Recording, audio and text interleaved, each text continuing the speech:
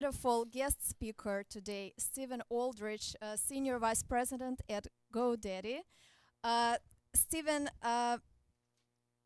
leads at GoDaddy productivity applications teams to help small businesses communicate with customers. Before selling his company outright to GoDaddy and joining the team, he led various teams for, I think, over 12 years at Intuit. And today he will be talking about why very small businesses is the next big thing for the global economy and how to start winning your customers online. Great. Please Thank welcome you. Stephen. Thank you. Can you guys hear me? Do I need this? Yes? Loud enough? This is going to be interactive, and again, I apologize for being late. I don't even have the excuse that I flew in. I just drove up the peninsula, but that in and of itself was enough to make my hair stand on end. So thank you for coming out tonight. I'm going to be cold calling you, so shout out the answers if you know these questions I'm going to be asking, or I'll have to point in the audience, and that's sometimes unpleasant and uncomfortable. So I'm talking about small business because, honestly, I've been steeped in small business my entire life. So I've started small businesses, been an entrepreneur, raised venture capital, bought small businesses when I was at Intuit, sold small businesses.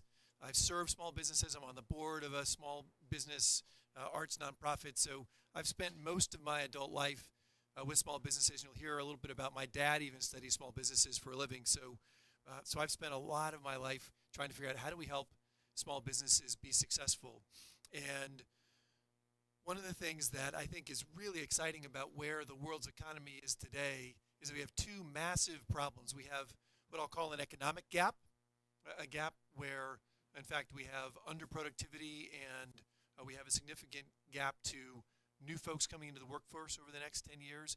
And we have a meaning gap. We have a gap that I'll be talking about where even folks who are gainfully employed are not going to work every day excited about helping their employer do the right thing for their stakeholders. And so I'll start with a question, and all these will be progressively more difficult as the evening goes on. How many people do we have in the world at the moment? Current global population, roughly? 7 billion. Look, last night, world population clock says 7.2 billion as of yesterday. What's the size of the global workforce? How many people have jobs today out of that 7 billion? 400 million, a little bit low.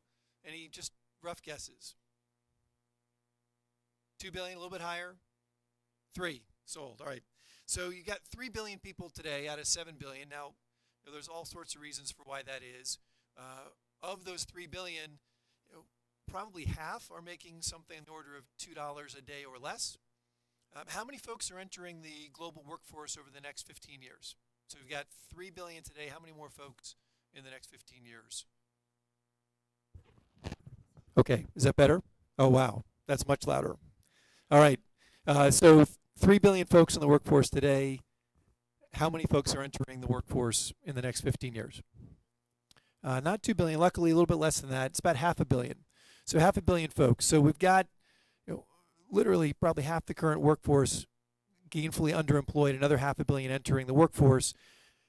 That's a lot of jobs we have to go create. And one of the things that I've been amazed by when I've looked and you read the news headlines every day and it's about the Fortune 500 and the Fortune 500 this and maybe the Russell 2000 if you're thinking worldwide, how many employees do the Fortune 500 have globally? So we got 3 billion people working. Not a lot compared to small business. Good, I like that. But just a number. 30 million. Wow, that's really close. So I often get all sorts of crazy guesses. So 22 million folks in the Fortune 500. So either the Fortune 500 is about to become the Fortune 20,000, and that's unlikely given a bunch of the current scale economics and how they play out in technology today. Or we need another answer. How about venture capital funded firms? Roughly, what is the biggest venture capital win you guys can think of in the last 20 years? It's an easy answer. It starts with a G. Google. Okay. And this is in the Valley a pretty easy question I think to answer. How many employees does Google have worldwide? A little bit higher than that, 50,000. Facebook has about 7,000. So if those are the biggest wins of the last 20 years, how many Googles is it going to take to create couple billion jobs. It's not going to happen. In fact, the investors aren't going to fund those businesses. Now, we have some interesting things happening with Uber and others who are actually putting tens of thousands of folks to work around the world, but those aren't employees. Those are individual small business owners and contractors. So it's not coming from large companies. It's probably not going to come from venture-backed companies, although they can create marketplaces to help small businesses. We need another way to create jobs. So another question then, and you may have a particular perspective, so you get to answer first. I'm sorry I didn't bring any treats because you're doing great. How many small businesses are there globally today? Rough order of magnitude. 10 million? A little low, okay. 200 million. Who said 200? 200 million. So in the U.S., there are about 30 million small businesses. Globally, 200 million. I think that's probably undercounted quite significantly, but that's the most publicly available data. And so what's interesting is that you can see your way towards getting another 500 million people into the workforce if you have on average 10 employees, if you look at those 200 million small businesses. So you don't need that many more small businesses to start and then be successful. Now, the failure rate, we'll talk about that in a minute, but small businesses can help us close that economic gap. And the other thing small businesses can do is close the meaning gap. And again, we'll talk more about that, but we want to create jobs where people get paid a living wage, people can take advantage of the skills that they have, and people go to work every day excited and jazzed to go and create work for others. So let's start with that as a premise, and let's go on a bit of a journey. I'd said my dad is a business school professor and studied business his whole life, and he's applied evolutionary thinking to how businesses start, grow, and then over time die off or are successful. So let's take a look in the past. Let's go back roughly 200 years and take a look in the year 1800. So in the year 1800, what do you think most of us were doing? This picture's a hint. Farming. What percentage of the workforce was farming in the U.S.? We'll talk U.S. at the moment. So 90%, a little bit high. 75% of the free workforce was on a farm. What's interesting about farming is that is hard work. It's seasonal. You're barely above subsistence living, even back in 1800 with the technology available to you. Wages were non-existent. You basically ate what you created, and there was a little bit of surplus left over if you were lucky. So as soon as an alternative came along, not surprisingly, a bunch of folks started to leave the farms. But one important thing to remember is these folks all worked for themselves. So these are small business owners that created jobs. They saw opportunities. They moved west in the best type of American dream concept. They moved west, found land, and began working the land. So when we fast forward 100 years, we see these guys, and we are fully at the beginning of the Industrial Revolution. So a couple of wonderful things have happened. Wages have doubled. So here we are 100 years later. Wages have doubled, and it's pulling folks off of the land into manufacturing, into folks like these coal miners. I couldn't get a picture of a canary in a coal mine, but that is in fact what they did. The safety conditions weren't so great, so you'd bring your bird down there. If the bird died, you ran like hell, hopefully ahead of the noxious carbon monoxide. So what's interesting is that folks are moving off the land. In fact, by 1900, you have almost as many people in manufacturing and raw materials jobs as you do in agriculture now, roughly 30% in each. And yet, at the same time, you're seeing a shift from folks who are working for themselves for folks working for industry. And you start to see, again, the beginnings of workers who are trading off autonomy for wages. And as you see in the raw material space, you're also seeing mass-produced materials, and you're seeing the small craftsmen giving away towards much larger factories. Glass is something that I do as a hobby. You saw folks in large settings beginning to create glass on the East Coast and the West Coast. There was actually a sand mine just across in the East Bay that was one of the largest West Coast sand mines that produced the raw material for a number of local glass factories in Oakland. So the interesting thing is as soon as you start to get workers aggregated together, you need a couple of white-collar jobs to begin managing. So that's the beginning of what you start to see as the professional class. And if you fast forward to when these two beautiful young children are working age around 1950, you're at the tipping point in the U.S. economy. Actually, 1950, half of all the jobs were manufacturing and agriculture. Half of all the jobs were professional services, white collar, and other services jobs. So this isn't that long ago.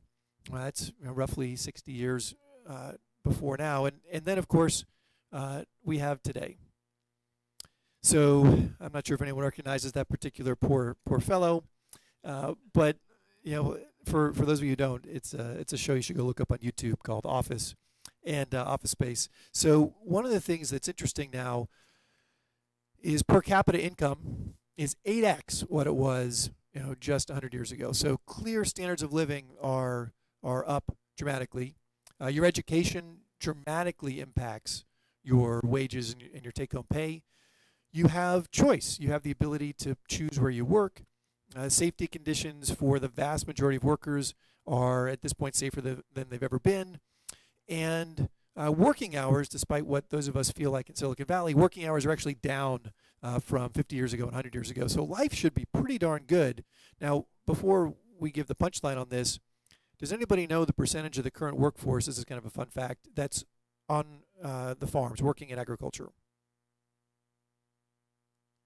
Yes, I guess for 2%. So 2% is currently in agriculture. How about in manufacturing in general? Number of folks in manufacturing, the heartland of American economy. Yeah, 10 to 15% of the workforce is still manufacturing. So it's not that it's gone away, but if we'd stayed in agriculture and manufacturing, it's unlikely that wages would be at the 8x it was just 100 years ago. So let's summarize here. Wages up 8x. Working less, workplace is safer, education is really a cornerstone for how you move ahead in the world. A premium is being paid for that education. 80% of the jobs are now service or professional services, but we have a problem. So the economic gap amongst at least the developed economy here looks pretty good. We can look at the current economy, and unemployment is just over 5%. But how many of those folks turn out to be really excited about what they're doing? So I went out and did some work, looked at the best research out there, and Gallup does a State of the American Workforce poll. And their most recent data suggests that the workforce is not just unhappy, they are disengaged. In fact, half of the workforce says they're disengaged. And let me read this definition of disengaged. Quote, less emotionally connected to their work and less compelled to put forth extra effort. Now, good news is that means those of us who are managers get paid a lot to try to figure out how do we get more effort out of our workforce. But there's, unfortunately, an even more difficult part of the workforce. So there's another group, 18%, that say they are actively disengaged. What do you think actively disengaged might be? Any ideas? Like, before I read the definition, what do you think? Looking for another job. Even worse than looking for another job, they're actually actively sabotaging their current employer. Like they're quote, attempting to get in the way of their organization and their boss. Whatever they're trying to do, their job is to disrupt that workforce. So when I add those two numbers together, my math is incredible, 52 and 18. That's 70% of the American workforce saying that, in fact, they are either disengaged or actively disengaged. It doesn't bode well for when you stop at the local drive-through or at a clerical job needing help from the banker. So what can we do about that, right? So we have the economic needs met of much of the workforce, but we're certainly not meeting the emotional needs of much of the workforce. So is there another way? Luckily, I think there is. So one of the amazing things when you talk to small business owners is they don't think about this particular conundrum with constraints. They begin to think about, yeah, I love what I'm doing. And the question is, how did they get to where they are today? And most folks, when you start to ask them, what job are you going to do, whether you're going to the guidance counselor in college or thinking about what jobs am I qualified for, there's this Venn diagram that starts with, well, what can I get paid for? What's going to make me middle class or above middle class? What pays me the most? And then what skills do I have? So I bring those two things together, and that's the job that I'm going to go do. But I think they're actually missing a third piece of the puzzle, which is, what do you like to do? And so, let's see if this, maybe. Well, on this slide was a Venn diagram with, yes, with a green highlight. Just imagine there's a big circle there, and the big circle says, what do I want to do to get paid? What do I want to do because I know how to do it? And then what is it that I am excited about? And so those three things together, actually, when you talk to small businesses, that's where they start. The small business owner sees this opportunity to take something they've been good at. In fact, those successful entrepreneurs usually start a business in an industry where they've had previous work experience. So they've worked for someone else in that space. That is one of the key traits to success as an entrepreneur. The second thing they've been able to do is save up money. How much money do you think these entrepreneurs save up before they start their business?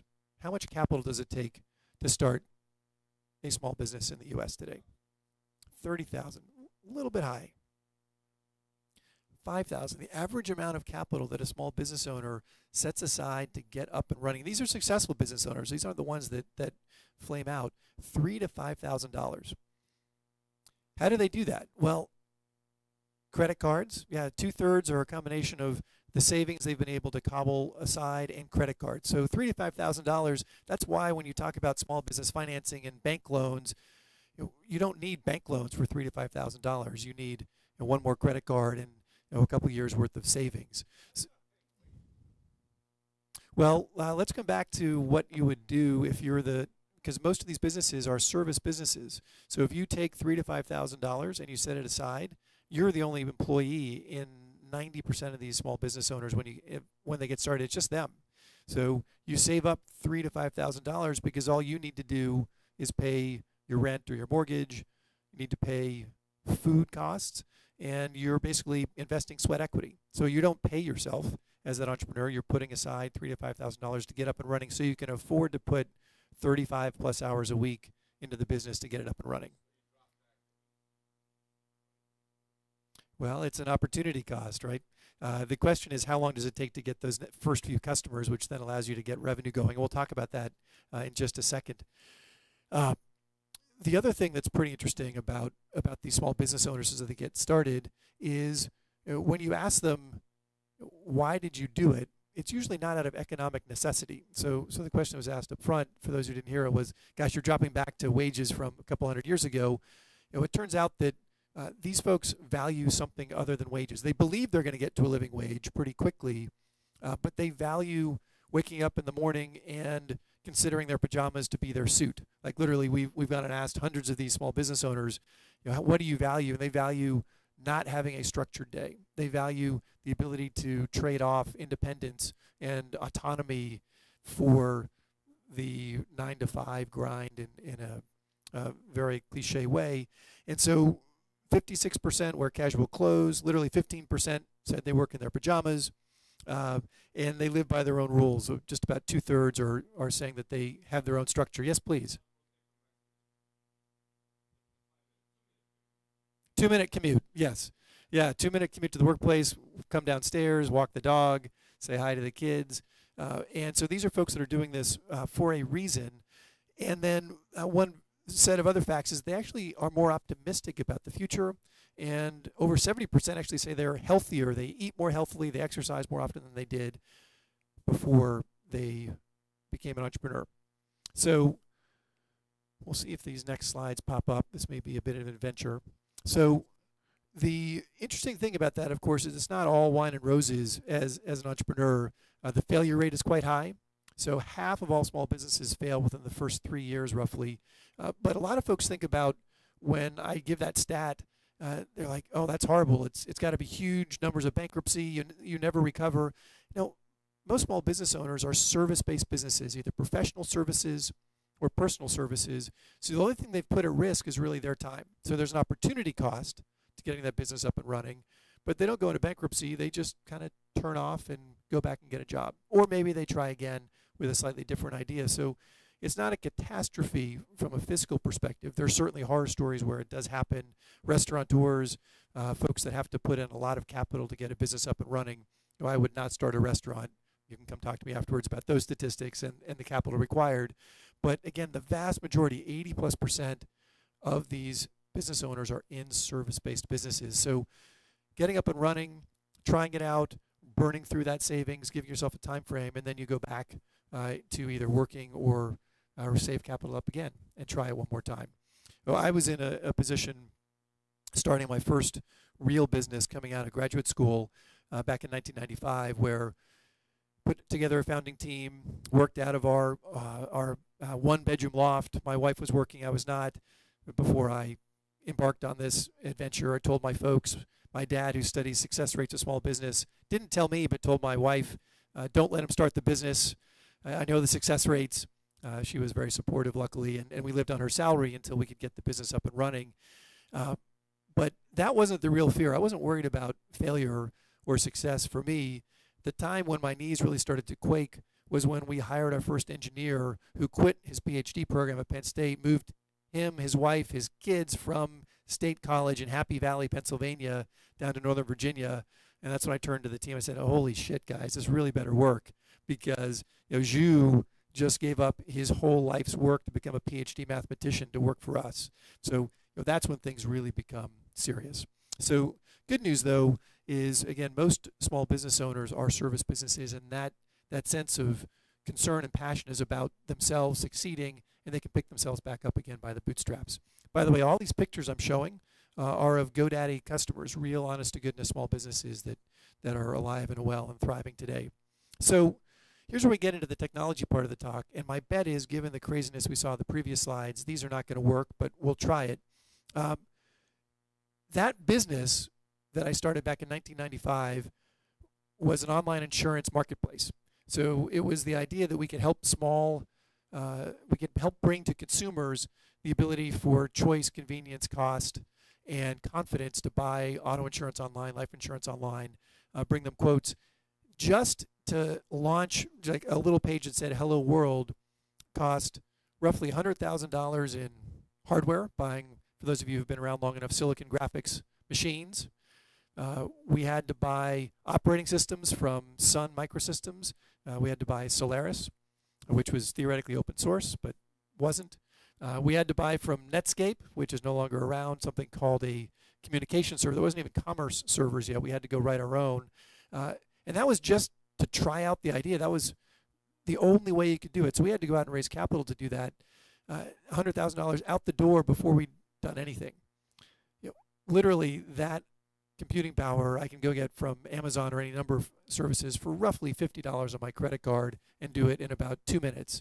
And so the barrier to trying an idea today as a technology entrepreneur is radically lower. But most of these entrepreneurs aren't technology entrepreneurs. But that compute power, that ability to bring ideas to market quickly, is trickling across the landscape. It is giving small business owners a tremendous ability to work faster, to not have to add employees. One of the interesting things that I've read quite a bit about is there's this very concerned set of literature about the shrinking size of small businesses. Fewer and fewer employees are required to build bigger businesses today. That's actually not necessarily a bad thing. If I can get more done as the small business owner with fewer people, then I have the ability to take home more of that pay, and my risk is lower, and those other people who might have come to work for me can go out and do what they want to do. So technology is actually creating some very interesting trade-offs in the economy today. So we've got a couple of things here we're going to talk through that are really important to small business owners when they get up and running. So one is, and can you guys see those slides? I'll move this way. One is, in the past, you had to be an expert. You had to be someone who could build your own technology solution. But as technologies become easier, simpler, more adaptive, you actually have the ability to, what I call, do it with me. A small business owner can bring their expertise. You can get help from a developer, a designer, someone on the phone who can bring to you the expertise that you don't have. As a small business owner, I wasn't a developer. I was a person who knew insurance. I needed to go find folks who could help me build that business. The same thing with these folks. They're not technologists. They're not IT people. They're not even marketers. They want to go serve customers in the field in which they are trained. So if we can bring to them services that allow me, the small business owner, to do it with an expert, to bring that technology to bear at low cost, that's compelling. One click. So one of the amazing things that's happened over the last 15 years is the rise of standards that allow different technology services to work together. Data can be moved from one application to another. You have the ability to take a website and add lots and lots of components to that website, so that as a small business owner, I can say I want these three things to work together. And it doesn't always work this way, but theoretically, one click, and most of the time it does. And then finally, predictive technology.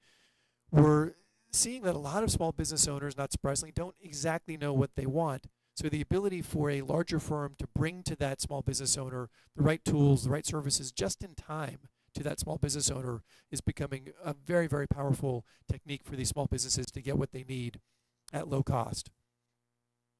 So the four things that these small business owners need to do in order to get up and running are the same almost across industry. So in the past, when we thought about getting started, and we'll go through each of these in depth, there was getting started, there was getting found, getting connected or bringing customers in and then staying connected to those customers, and then of course you need to get paid if you don't want to just live off that $3,000 you saved when you got up and running. So drum roll. Yes. Okay. So one of the things that's fascinating is the concept around how do I get started. In the past, I'd hang out a shingle on Main Street, and I would hand out flyers, and I'd get business cards. Well, what we're seeing now, the first act that small businesses undertake is getting a name, but it's not just any name. They have to go check, is that name available so I can hang my shingle out on the internet? One of the amazing facts, actually I'll ask this as a question too, what percentage of small businesses today have a website? 90%, 35%, 100%, 50%. And that's in the US. As you go overseas, it actually tails off dramatically. So you just can't get found if you're not on the web. Like, even if someone tells you, here's the name of a service provider that I recommend, I know the first thing that I do when I went out and surveyed customers, first thing they do is they go to Google, they type that service provider name in, and they look for reviews on the website. And if you're not there, they're not going to call you. So crazy as it seems, getting a name, and then some businesses, actually very few businesses, it turns out, wind up setting themselves up as an LLC or a C Corp or an S Corp. They stay a sole proprietor. Just a lot of overhead. People don't think they need it. Product-based businesses are starting more and more on Etsy, eBay, Amazon. Etsy has been a tremendous success. So they've got over 1 million small makers that are operating on Etsy. eBay, depending on how you count, has between a couple 100,000 and a couple of million sellers that make their living on eBay. And Amazon has been unleashing their Amazon facilities, mainly in their ability to aggregate buyers and then their warehouse facilities to help these small business owners who just want to make something and then get it out to the consumers without having to go figure out all the marketing stuff. And of course, if you are a business that needs a physical location, there are now services to help you do that as well. Take all of the services that the big businesses used to have available to them, real estate search, they can literally say what type of customer are you going after and pick a corner for you that you can go and find. So getting started has been made dramatically simpler for small business owners. Once you have that name and you're up and running, you need to do something. Again, just hanging a shingle out on the web isn't enough. And so there's this rise of simple one-click, do it for me, do it with me, or do it yourself websites. Everything from free sites with the Weebly's and Wix's of the world. Squarespace, WordPress is a site building tool that a lot of developers and designers use, as do bloggers today. That's becoming more prevalent. So you get your website, and then, of course, people start beating down a path to that small business's door. Well, not quite. We talk to these small business owners, and it's great to watch their face and usability. They get the site up and running, and then they wait, and then they wait. And so one of the things we need to tell them is, look, getting a site isn't the same as getting on Google. Like, well, I want to be on Google. They go to Google, they type their business name in, and they expect it to pop up to the top. And that's one of those areas that's still incredibly challenging for a small business owner. How do you get going so that you're discoverable? Those first few customers are a challenge. And so Google and Bing, Yahoo and others are creating services for small businesses where you can claim your listing, you can put rich content out into those listings, and that starts to not only increase your rankings on those engines, but also gives things like menus and services if you're a service-based business, and operating hours, and a write-up and images. And so that starts to actually get you found when consumers are searching now more and more from their mobile phone as they're on the go. Search engine optimization, and of course reviews, so that you have social presence. You have the ability for that small business owner to be getting support, getting buoyed by those customers who they've helped. You get your first few customers, what do? Well, you want to stay in touch with those guys. So there's a whole rise of tools for these small businesses that are incredibly inexpensive, incredibly simple, starting with, I call it the micro CRM. This is a combination of storing your contacts and communicating with those customers and your prospects over time. A great set of services. Again, I'm happy to answer any questions about these at the end of the talk.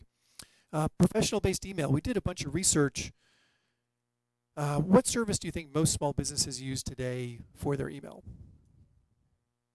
Yeah, someone said it, AOL, Google, Gmail. So yeah, sorry, if we're down here in communicating with their customers or suppliers. So it's Gmail.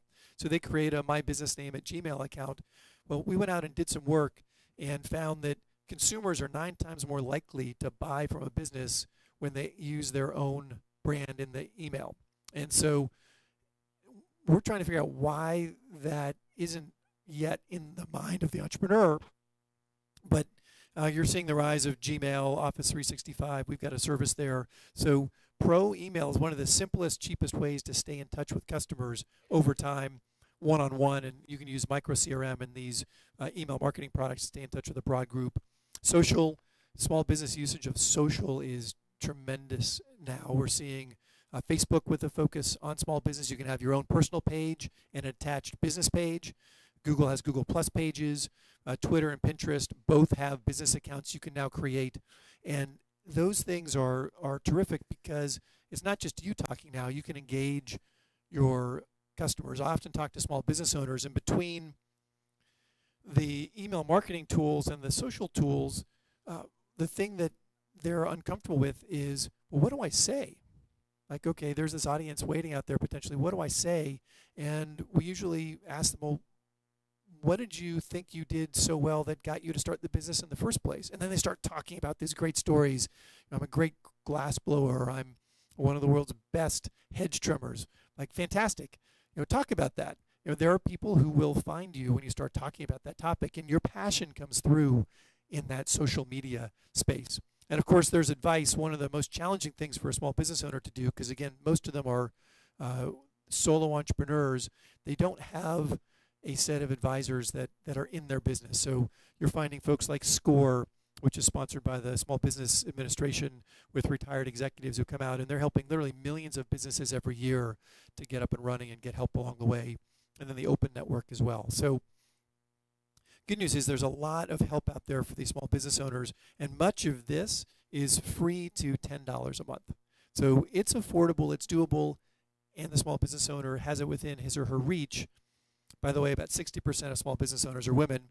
And then, of course, once you get that customer in the door, you have to get paid. So there's a whole series of tools for e-commerce-based businesses, offline payments. Square and PayPal, along with a number of other providers, now are providing payments on the go, credit card, cash, check, incredibly powerful tools for free, just a percentage of revenue, booking, and then bookkeeping. At the end of the day, you do need to pay taxes. So these trends are strong. These 4 key areas of getting a name, of getting found, getting connected, and getting paid are what every small business owner has to do to be successful. And so when I think about a guidebook for small businesses, I start by saying, well, do you have a website?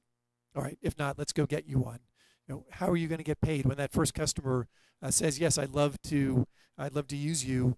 Are you going to be able to take a credit card when they pull it out of their wallet? How are you going to send them an invoice and track if they've paid you? How are you going to stay in touch with customers over time and bring that list forward so you stay in touch with those customers? So these are the 4 what I'll call key jobs.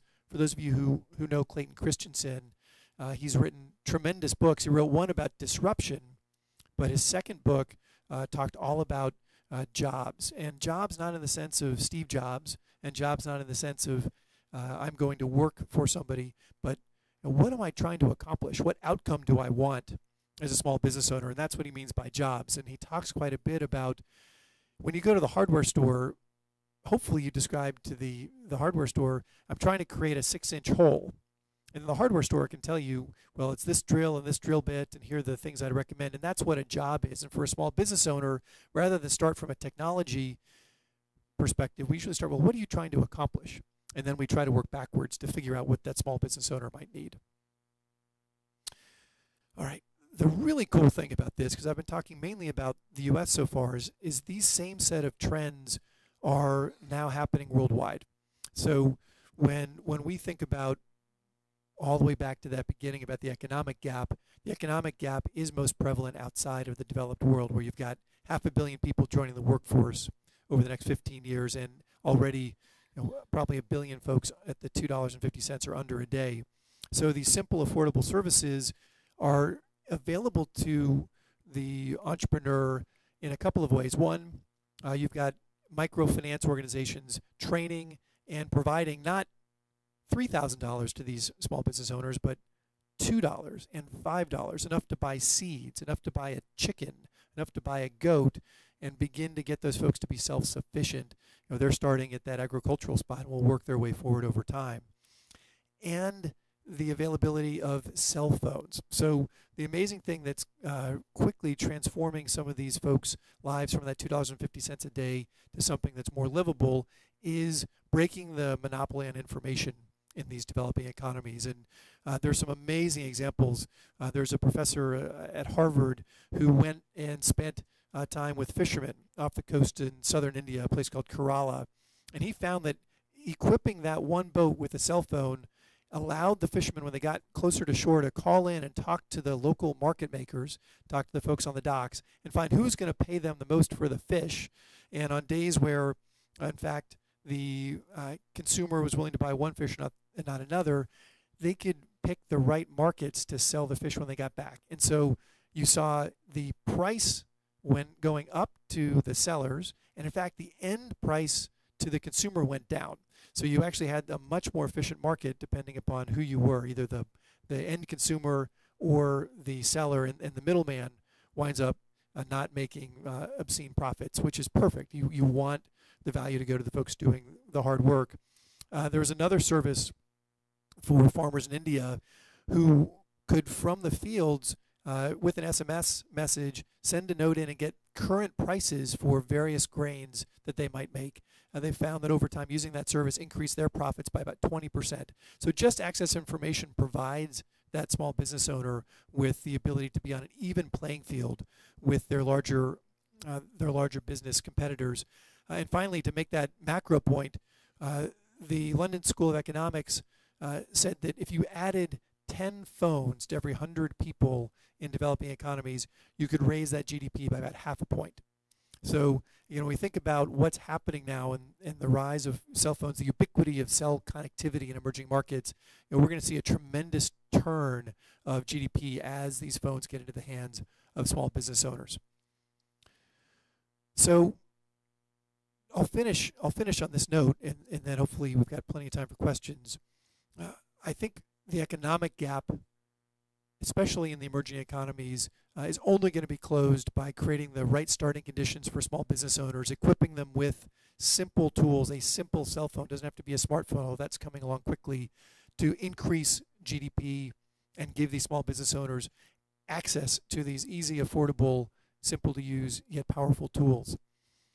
We're going to see folks in developed economies, and this has already started to happen, move into self-sufficiency, create the economy of the knowledge worker who can move from job to job over time. There's less stability, but there's already less stability in the workforce. And so you have to be willing to take the risk. The risk as a small business knowledge worker, which is where the vast majority of these folks are going to be starting businesses, is low because the capital needs are low. The capital needs to get to a self-sufficient state is relatively low. And you can do that with the help of the tools and techniques that are already here today. And what we'll find is that the reward for the individuals themselves will be good pay, autonomy, mastery of their trade, and at the end of the day, a meaningful contribution, both for themselves, their families, and the economy. So with that, I'll stop and see what questions we have from the audience. Well, Steve, thank you very much. Thank you. It was a very interesting presentation. And since I have the microphone, I take the liberty of asking the first question. Please. I noted that you described the program with Indian yes. Farmers and fishermen that were given an opportunity to use very simple SMS messages. SMS system, and also I believe there was a database that they were contacting.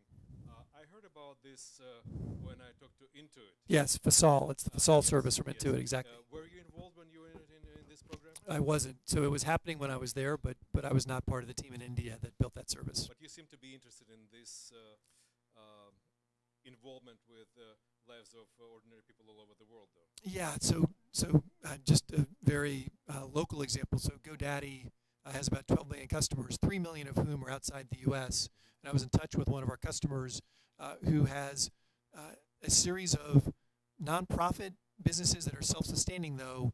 One's in Guatemala, one is in Costa Rica, and her base of headquarters, I think, is in Seattle. And so she's using technology to stay in touch with 3 different offices, 2 different orphanages, 3 businesses that are trying to be self-sustaining. And so, yeah, I think for me, the passion is how do we help these small business owners be successful? How do we take something that they see they can do better and give them the support and the tools to make that a sustainable operation?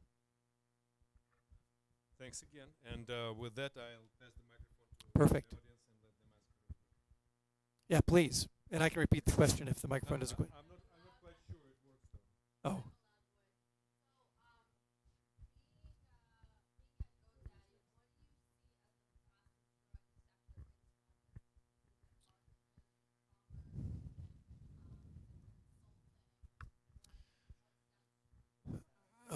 So the businesses that we see, and I think we're reasonably representative of the rest of the world, though we have a slight bent towards technology because half of the small businesses aren't yet on the web, so we see the folks that are getting online.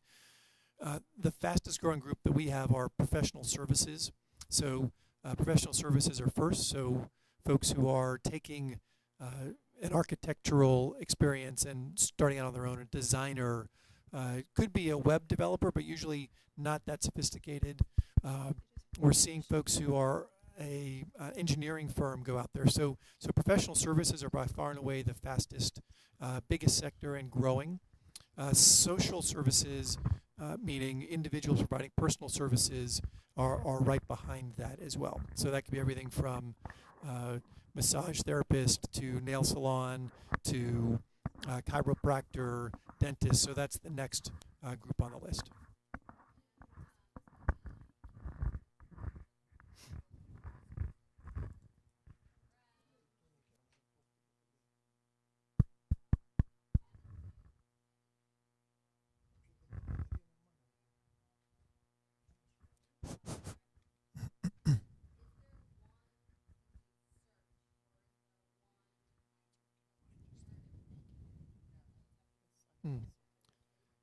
Right, yeah.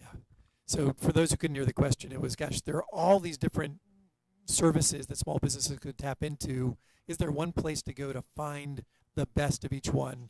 Yeah, there's not. I mean, there's one of the interesting things is there are tons of sites out there who are creating search engine optimization content, saying the best of or search me. There's just a lot of stuff. So no, there's no one definitive source for what I would consider to be the best. And I think that's an interesting gap in the marketplace. There's no one trusted advisor, no one trusted website that would allow you to show up and say, here's the type of business that I am, here's what I want to do, here's my growth aspiration, and there's no one place to go to see all in one place a location of those tools. Yes. So market opportunity. Yes, please. Oh, sorry. We got a microphone in the back. Go ahead. Yeah, I was wondering, you used the acronym VSB, very small business, and what's your sort of technical definition for that in terms of very small business. So or, sure. So the very small business. So if you looked at a normal picture of an economy, everyone has in their heads a pyramid. Well, in fact, the economy, when you slice it by revenue or by number of employees, doesn't look anything like a pyramid. It looks like a thumbtack. So 90% of all small businesses have fewer than 10 employees. 95% of all businesses have fewer than 20 employees. And then 99.9% of all businesses have fewer than 500 employees, something in that order of magnitude. So when I think very small business, I'm thinking 5 employees or under, and that's 80%-ish of all the businesses around the world. So not measured by total number of employees, but measured by number of firms.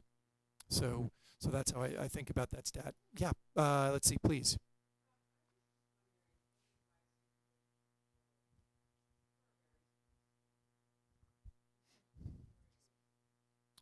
In terms of securities and protecting your data, yeah. So yeah. So this is a great question, because as you start to use an online service, the question is my data safe? Correct. Is my customer data safe? Is my data safe? And so I think some of what I counsel folks is use strong passwords. I mean, that's the simplest thing you can possibly do, because that strong password. I mean, if your site, let's say you launch a website and you're hacked and you are delisted by Google because you have you are found to have malware on your site. Right. So I guess what I'm asking is there like a generic firewall minimum standard requirement that you advise small business owners to kind of look at? Yeah. So it's not personal, from what I understand, but it does happen. And yeah. Let me separate small businesses who build their own websites with a do-it-yourself tool. Again, just to use an example I know very well, GoDaddy has a product called Website Builder. So we will not put malware on your website. So it just doesn't happen. I mean, that's our job. That's what we do every day. When you build a site and you host a site, so meaning you upload content to your website, you run on someone else's hosting environment, you have control over that box, and sometimes people upload stuff, or sometimes you accidentally put software up there.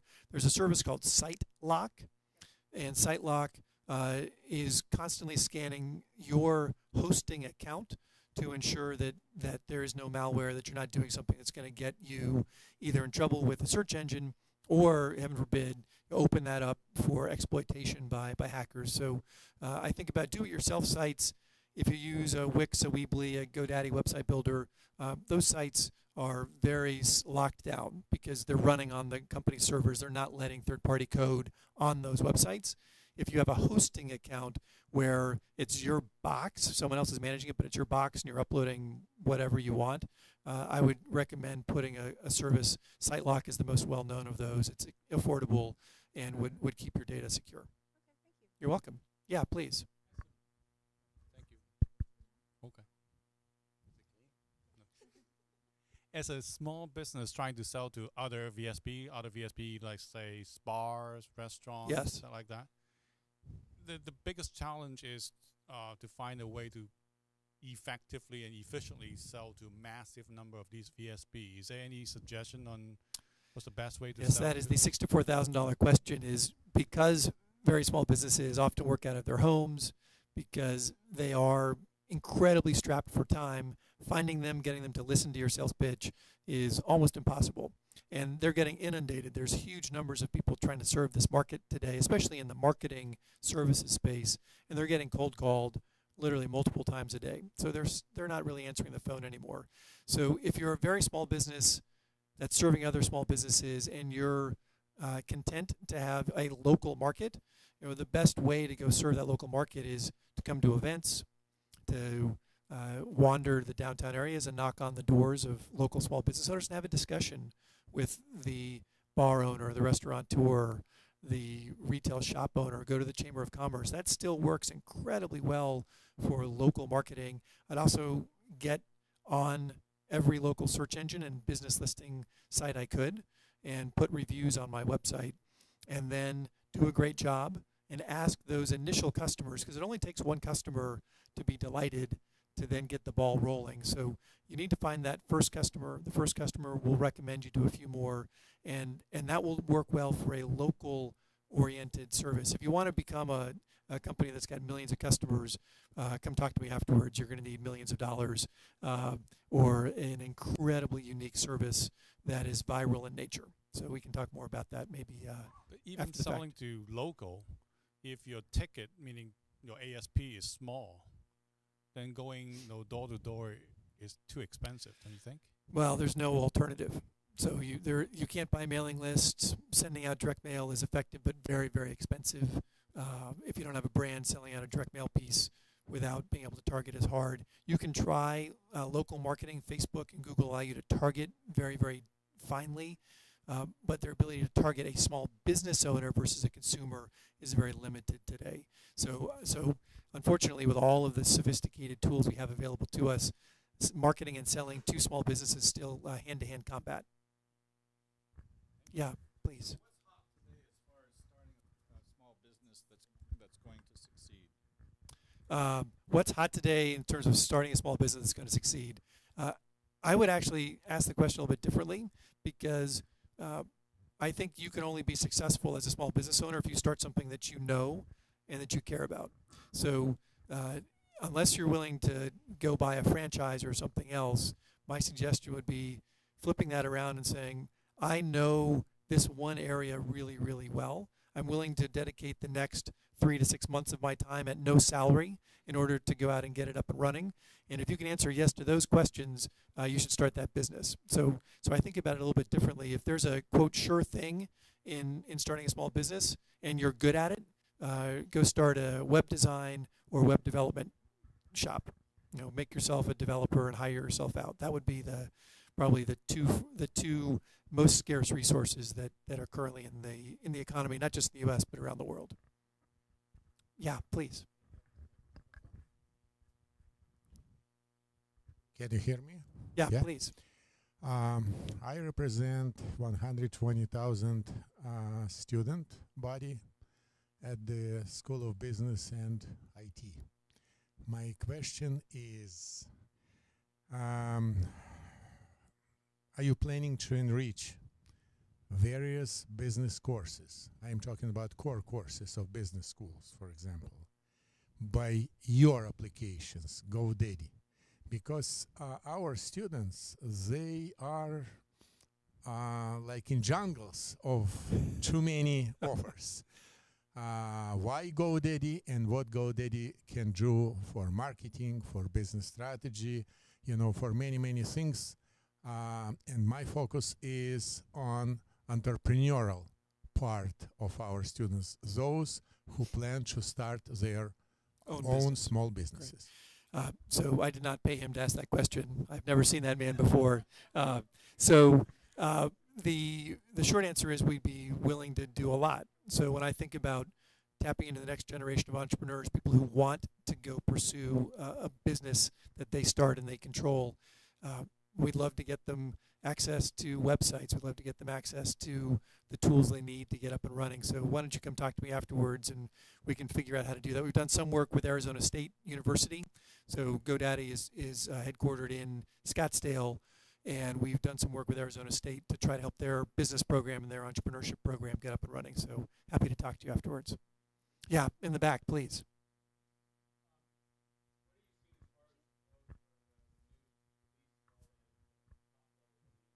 Yeah. To new ones. Yeah, so the question for those who aren't familiar with what's happening, all of us know that when you get a web address, you get a .com. Right, so GoDaddy.com, Apple.com. Up until about a year and a half ago, there were a total of about 24 what are called generic top-level domains. .com and a few others like .com, and then there were a few country code top-level domains like .us, .ca for .canada, .de for Germany. Well, what's happened over the last 2 years is there's been an explosion of country code top-level domains and generic top-level domains, .book, .info, .london, .nyc. I mean, literally just hundreds and hundreds coming out with now dozens every month. You can actually go look on the ICANN website, and they publish stats. I think it's either monthly or quarterly as to the current trends. The biggest trend that I recall was .guru did very well when it came out, so lots of people wanted .gurus. .guru, G-U-R-U, .nyc, .london did quite well upon the initial launch. And there's a lot of excitement around being geo-located, so businesses wanted that local flavor to their business. And those are the key ones so far. It's going to be, I think, a long-tail business, and we'll see. It's a little bit like a movie where you're setting up new top-level domains with the hope it's a hit, and some consumer research could probably help, but a lot of it will become demand-driven. So happy to talk more about that, and we can maybe find the site that you can go search on for current market stats on the ICANN website. Yeah, great question. Yeah, please. Yes. Oh, wow. She's got some company names, and they're owned by other people who want to sell them for $90,000. Right. Today she sent me an email. She's like, "Okay, what is this?" And I'm like, "Well, you don't have to have a .com." No. What would you tell her in terms of getting found? Yeah, getting found. So what's one of the reasons all these new top-level domains were released by ICANN was because there were, I think, literally not a single four-letter word was available on .com. That was an English language word. So every single word was taken in the dictionary. So the reason that the market was expanding was to try to break this particular conundrum. We've built a search engine, actually, that if you start to type in some words around your business, let's say it's Anna's great dress design, and we'll actually start to use logic behind the scenes to give you lots of different what we call spins of each of those words, and also different top-level domains to try to find one. So there's a .fashion top-level domain. I'm trying to think what else might be relevant. We can actually pull up a website afterwards and take a look. But I'd have her go to a site like GoDaddy, type in what we call the domain search box, and start to look for different names that resonate with her and different combinations of top-level domain.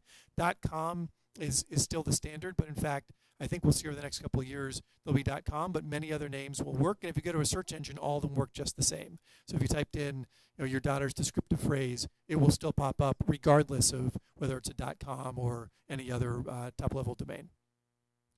Yeah, please, in the back.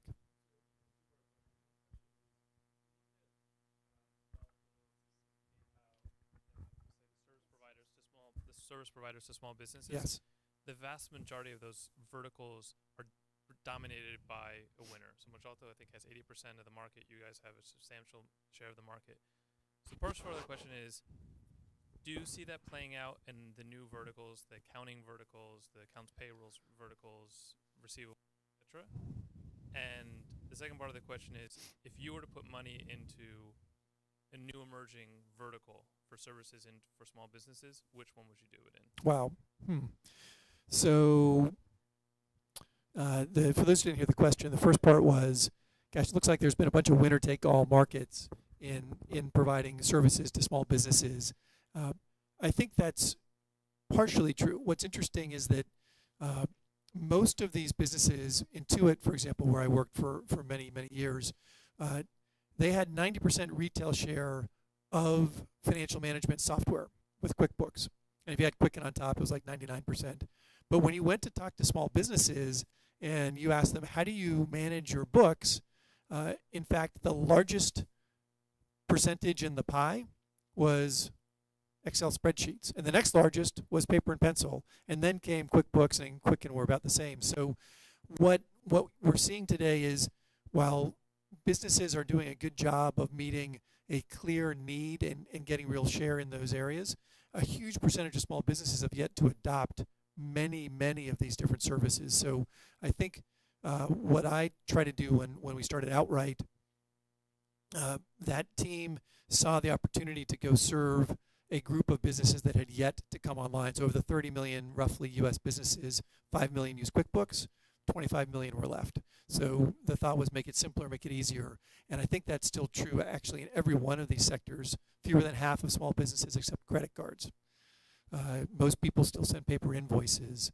Half of small businesses don't yet have a website. So when you look at all this data, there's actually quite a bit of room to grow in each of these areas. Then the second part of the question, where would I go start a firm today? Depends how much capital I have at my disposal. I think the areas that I would try to go serve would be services businesses and key workflows within those service businesses. So I still think there's huge need to make everything at a small, one of these 1 to 3 person shops, and their interactions with customers, their interactions with one another to deliver a project. Today it's a hodgepodge of tools that these small businesses use, and there isn't one that I think is serving that market exceptionally well. But gosh, I mean, I think it winds up being a place where you go and talk to a customer and you need an insight.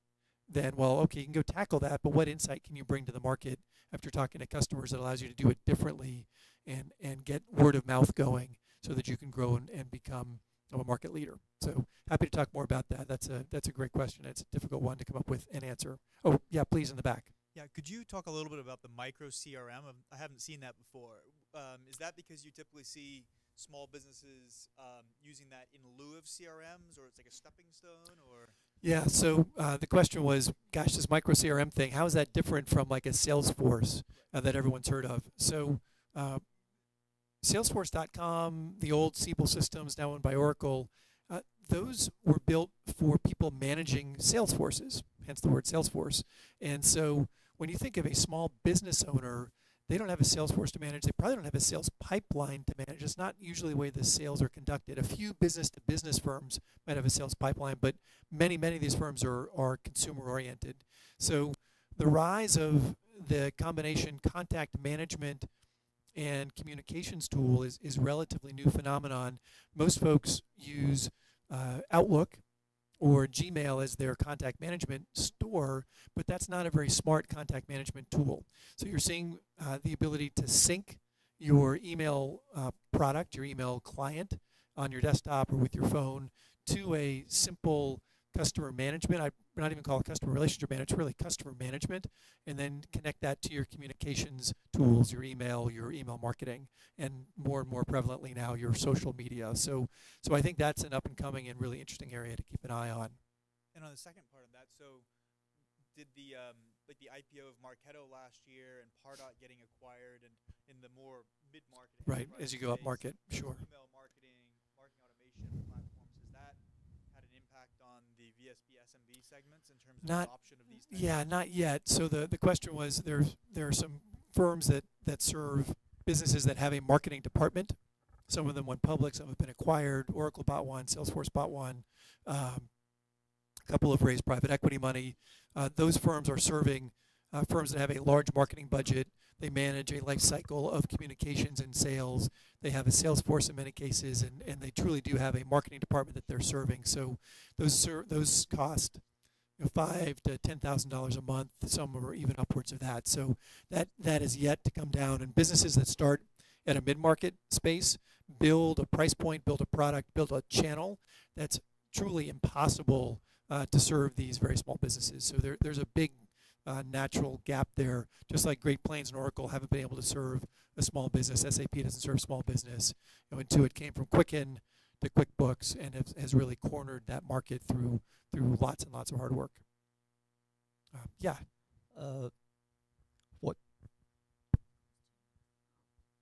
What kind of ROI did you get on your last Super Bowl commercial? Uh-huh. And are you doing one this year? what kind of ROI do we have on our last Super Bowl commercial, and are we doing one this year? I'll take those in reverse order. Yes, we're doing one this year. It's going to have Danica in it. It's going to have a adorable puppy called Buddy, and we're excited about it. I think GoDaddy has been running Super Bowl ads. I think this is our 10th year with Danica, and I think our 11th Super Bowl overall. And the last couple of years, we've really focused on trying to tell a story of what GoDaddy does and move away from our shock value from early on in the campaigns where we needed to, because nobody knew who GoDaddy was. And now I think we have a responsibility to talk about who GoDaddy is, how do we work for small businesses. So I'm excited about this year's commercial, and I think Super Bowl's in like 3 weeks, so stay tuned. And the ROI, that's really hard to answer because it's not a direct marketing vehicle. People don't start picking up the phones and calling GoDaddy. We keep doing it because we think it's successful for us, and it keeps us in the public eye in a market where GoDaddy has become known as a small business services provider focusing on getting small businesses an online presence. So we want to continue to do that and be a part of that event. So thanks, great question. Yeah, please. Yeah, I want to get your input on website platforms like WordPress, Joomla, Sure. and I know you mentioned, Squarespace, Yes. and then there's Wix. And so related to that, I have 3 WordPress websites, and would you recommend migrating to something other than that, or Well, yeah. in terms of GoDaddy, what do you see the sort of the trend? Yeah. So for those of you who aren't familiar with the landscape in website building, there are literally hundreds of millions of websites now out there in the world, and dozens of website builders, some of which are truly do-it-yourself platforms. Wix, Weebly, the GoDaddy website building product are examples. Squarespace is in that world as well. WordPress started out as a blogging platform and has been getting more sophisticated with its toolkit. And WordPress is interesting because they both have their own hosting service upon which you can run WordPress, and then you, as a hosting company like GoDaddy, we can run WordPress on top of our servers as well, and we try to make it easier and simpler for small businesses. So I think the question is, what do you want to do with the website? And if you're happy with WordPress and you found it to be easy to use, you can see what's working, what's not in terms of traffic. You can keep it updated, and it's not a burden. There's no reason to move tools. There's no one inherent benefit of a platform or over another. It's what are you getting used to? Does it allow you to convey your unique business attributes when the audience comes and finds you? I think what will start to happen over the next few years is those website builders have a platform. When you look today, you'll see the connectivity of other services that connect onto the platform. So WordPress has tools that you can work with WordPress and email marketing as an example, or GoDaddy has a website builder and a commerce module that you can add on, and you see that now starting to happen more and more. So as you think about what does your business want to do with the website, I start with the question of, am I happy with what I have today? Am I limited in some way? And only then would I go through the pain of moving a site. Yeah, you're welcome. Yeah, please, in the back. So what are the top? Yep, you're on.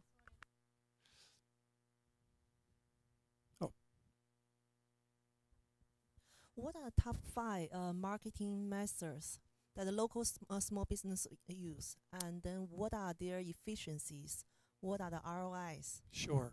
So top 5 marketing methods and efficiency. I can't really answer the second question because it's completely dependent upon every business's list and the wording you use. But I can list in general what those top 5 are. So the most important marketing method is word of mouth. Meaning, when you deliver a great service to somebody, ask them, do you know somebody else that you'd be willing to call and send them my way? Or can I call someone that you know? That is by far and away the most effective and best method to get your next customer. So I tell all small businesses, please ask for that referral. A lot of people don't do it. They're a little bit nervous. But if you've done a great job, ask for the referral. Second marketing method, and the one that's definitely the highest ROI because you don't have any media cost, you're not buying a search term, you're not buying advertising, is email marketing. By huge leaps and bounds. All the research says it's between 3 and 10x more efficient than any other marketing method. And why is that? Well, because you're sending email to people who already know you. You can't buy a list. Email marketing is basically done away with the idea that you can buy a list of people that don't know you. So you're sending email to your existing prospects and current customers, and they respond. They're like, oh, I had a great service from you last time. I'll come back to you again. Or they refer your offer to someone they know. So email marketing is by far and away the next thing I would turn on. A website would be number 3. Website would be number 3 because once you get it up and running, if you keep the content updated, so the key here is the small business owner has to keep content alive and fresh, because search engines care about fresh content, and people won't come back to your website unless there's something new and interesting. So the third thing I would do is get a website and keep that website up to date. You can put video on there. There's a lot of search terms now that are looking for video and live content, and it doesn't have to be long. Same thing with email marketing. A single paragraph of something interesting and unique on your website in an email marketing newsletter out to your current customers or prospects is where I would start.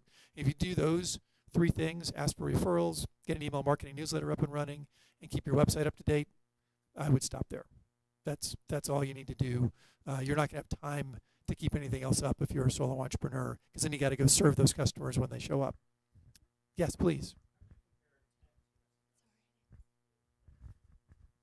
Sure. How would I compare text or SMS with email? In most developed countries, you can't send a mass text out to people. So creating an email newsletter is probably the best way to stay in touch with your existing customers. I think about using text for short burst offers. I think we'll see SMS combined with location-based awareness to create, I'm closest to a local business, and as I walk by, my phone recognizes that I've been at this particular business before, and I get an offer to come in and get a haircut, or come in and get $1 off my cup of coffee, or get a gift. Last time you came by, got a flower arrangement for a spouse. So I think we'll see that as a very interesting marketing mechanism over time. We're not quite there yet. So I think text is immediate, small scale, usually one-to-one, and then email marketing in particular is one-to-many. And then just email in and of itself, I think staying in touch with the customers you've had with a personalized note where they can respond to it over time. It's not an urgent thing. Just want them to know that you were thinking of them. Yeah. Okay, please.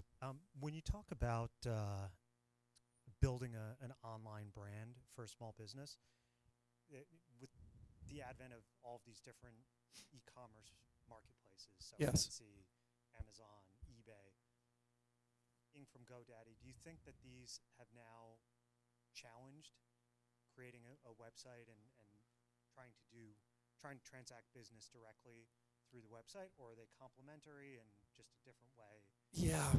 So for those who couldn't hear the question, it was, gosh, with the rise of marketplaces like Etsy, eBay, Amazon, does it get in the way of, is it complementary to creating your own website?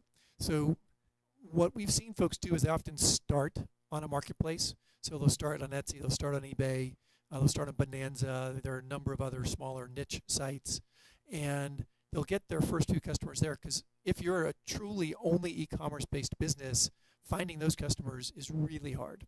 And so you start to get the first few orders in, you get reviews, and then you can build your own site and begin to get the word out around your own site. So then you have some revenue, you see what products and services you're selling and how they're working, then you can begin to merchandise them on your own site.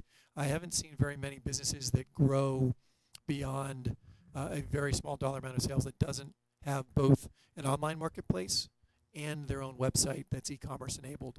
And very similar to retail stores, 15 years ago when I was running the point of sale business at Intuit, you saw retail stores that were trying to automate their in-store checkout process, and then they wanted to get an online store, and it was as if they were having to put the effort in to run 2 different stores, and now over time it's getting more and more connected.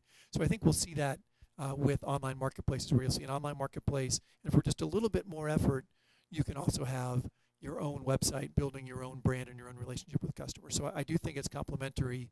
unless you have the world's most unique product and you've been featured on Oprah, I would suggest probably starting on a marketplace, just because the ability to see what products and services people care about is very inexpensive market research.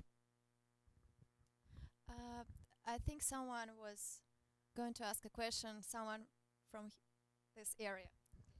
So this approach seems to really lend itself to the elder community or people that are seeking a second or third career. What do you feel about that? I think it's great. Yeah, when you look, there's some fantastic data actually about one of the fastest growing entrepreneurial groups are folks who are 55 and over. So people that have a ton of experience, have an idea that they have some capital they've been able to put aside so they can go afford to, quote, be out of the workforce to get the business up and running. And so I think you see a lot of folks now, sometimes out of necessity. So they're like, wow, I've stopped working and I'm bored, so I'm going to go do something else with my time, not just volunteer, but run a business. And others because they feel they have another passion they want to pursue. I've got a great story of a customer that we've worked with who was an IT exec. He started to sell a few things out of his garage on eBay. Through chance, happened to meet Desi and Lucy Arnez's daughter, and got all of the I Love Lucy memorabilia and started to become known as the place on eBay to get I Love Lucy stuff. And so he became more successful financially post-retirement through his marketplace work than he was as an IT exec. So I think you can absolutely reinvent yourself, and the tools and services available to you for help are going to walk you through getting up and running and getting comfortable with things that maybe you didn't use as part of your working career before. Great question. All right, I probably have the energy and strength to do one more question. Are your slides going to be available? They're going to be on, I don't know if the Google live stream is stored, but if it is, you can always go back there and look. And if you have questions, I'm happy to give it a card. You can send me an email after that. And my Twitter feed is up there, so you guys can tweet, and we can get direct messages going on that too. So very excited that y'all came and spent the time with me. Thank you so much for spending a Tuesday night. Yeah, thank you, Stephen, very much for joining us and for a great presentation. You're welcome. Thank you.